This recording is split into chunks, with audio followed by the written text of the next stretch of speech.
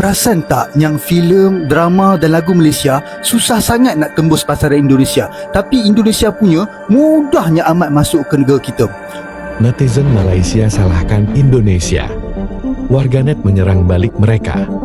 Viralnya tuduhan dari netizen Malaysia tentang film Malaysia yang tidak laku di Indonesia, yang dimana menurut mereka Indonesia memiliki sentimen terhadap film Malaysia, menuai banyak tanggapan dari netizen Indonesia. Banyak tanggapan positif dan negatif dan juga ejekan dari netizen Indonesia. Salah satu warga Malaysia yang waras pun ikut mengomentari masalah ini. Okey, aku mau cerita baru-baru ni kan filem Sherif Malaysia ditayangkan di Indonesia, tapi kan tak dapat sambutannya karena mungkin penyebabnya adalah market. Faktor market. Tak research dulu apa yang orang Indonesia tu suka kan. Sebetulnya dan tak buat apa tu? Marketing yang meluas. Marketing maksudnya cuba kalau letak Upin Ipin ke, letak Mekin ke, mungkin cerita tu bisa laku di Indonesia. Tapi cerita Sherif ni sebenarnya memang best. Kalau bagi saya yang di Malaysia, ceritanya saya bagi 9.5/10. Ceritanya pasal polisi Malaysia yang ada dengan rasuah, korupsi gitu. Macam mana mereka ni, antara polis-polis ni ada korupsi, gimana mau hapuskan polis-polis yang ada korup ni, macam tu ceritanya. Tapi di Indonesia tu marketnya ataupun marketingnya tak banyak. Main letak je cerita tu kan, memang tak ada sambutan lah.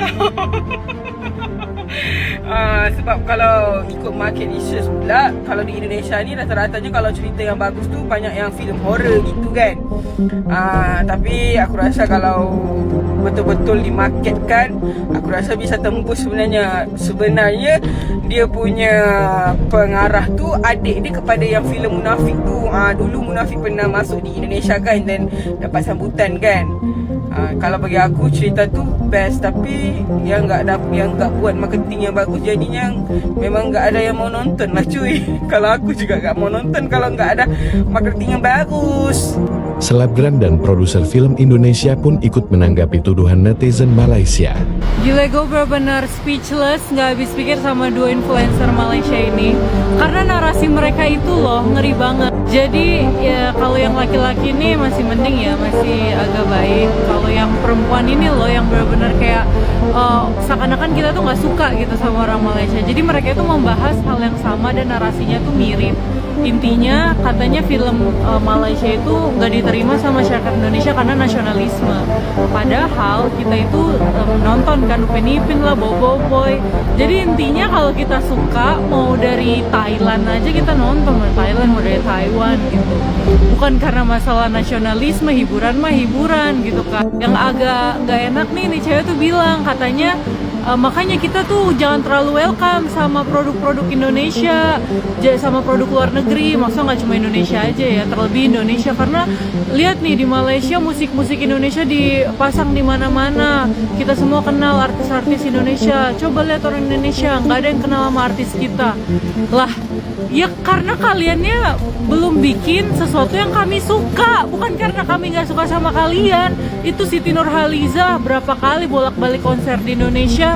Welcome. Filem, drama dan lagu Malaysia susah sangat nak tembus pasaran Indonesia. Halo pecinta film Malaysia, nama saya Gadi Fernando. Saya seorang aktor, produser, publicist film, dan content creator review film. Lagi ramai-ramai nih soal film Sherif dari Malaysia yang kurang diminati di Indonesia.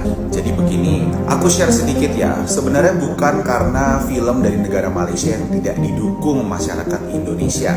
Bukan karena negaranya, tapi karena kontennya sendiri dan marketing filmnya itu sendiri. Beberapa bulan terakhir film dari Asia was a hit in Indonesian cinemas.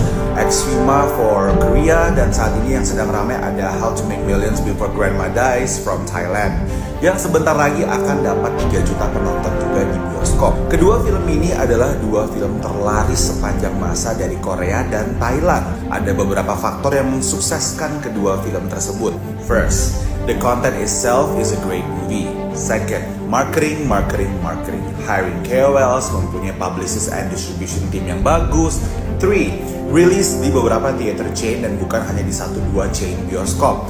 Karena di Indonesia chain bioskop itu banyak sekali, jadi harus dapat distributor yang tahu benar filmnya mau dijual di mana. Also kalau perihal Matt Kilau dan Sheriff yang tidak diminati di Indonesia, jujur saya saja yang sangat aktif bahas film dan setiap minggu pergi ke event film, tidak mendapatkan kabar bahwa kapan Sheriff atau Matt Kilau akan tayang. Tiba-tiba saja sudah tayang di bioskop dengan limited release. Apabila saya yang aktif di komunitas film saja tidak tahu, apalagi masyarakat umum. Jadi permasalahannya di sini bukan karena film Malaysia sepi peminat di Indonesia, bukan karena negaranya, tetapi karena filmnya sendiri tidak memenuhi faktor-faktor yang baik dalam berpromosi dan berdistribusi dengan baik. So my suggestion untuk distributor film Malaysia, jangan patah semangat. Let me remind you, Munafik horror movie was quite a hit in Indonesia, so there's still a way, cuma it hasn't hit the mark.